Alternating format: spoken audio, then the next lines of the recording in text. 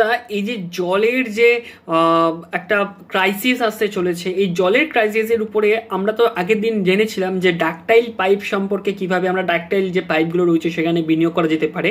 আচ্ছা, এই যে আমাদের যে ওয়েস্টেজ যে জলটা, সেটাকে কি আমরা রিইউজ করতে পারি, বা এমন কোনো কোম্পানি রয়েছে যে আমাদের এই ওয়েস্টেজ জলটাকে রিইউজ করছে বা সেটা সাহায্য করছে? হ্যাঁ, রয়েছে।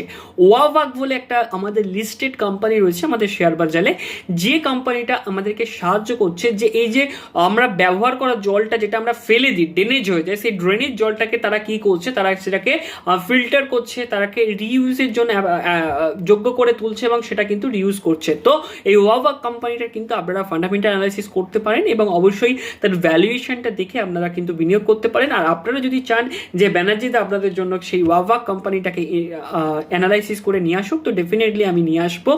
আর অবশ্যই যাওয়ার আগে কিন্তু চ্যানেলটাকে সাবস্ক্রাইব করে দিয়ে যাবেন। Thank you.